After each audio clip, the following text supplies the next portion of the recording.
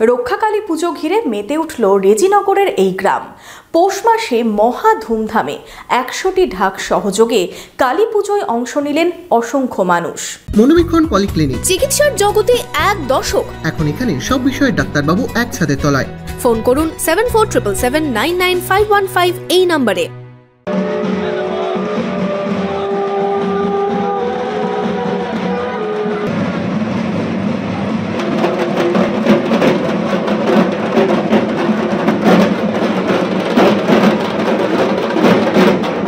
এলাকার সার্বিক উন্নয়ন ও মঙ্গল কামনায় রক্ষাকালী পুজো ঘিরে উন্মাদনা রেজিনগরের দাঁতপুরে। শনিবার সকাল থেকেই দাঁতপুর নদীর ধারে চলল বিশেষ পুজো আর্চা। 100টি ঢাক নিয়ে পুজোয় মেতে উঠলেন এলাকার বিভিন্ন সম্প্রদায়ের মানুষজন। এলাকায় সৌভ্রাতৃত্ব বজায় রাখার বার্তা দেওয়া হলো পুজো থেকে।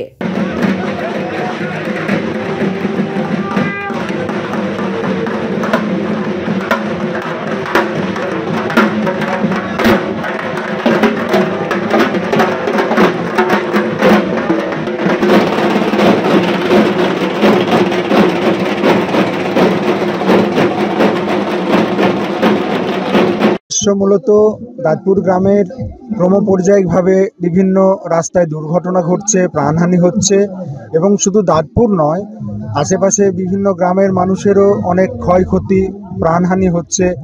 আমরা উভয় সম্প্রদায়ের মানুষ এখানে বসবাস করি একত্রিতভাবে।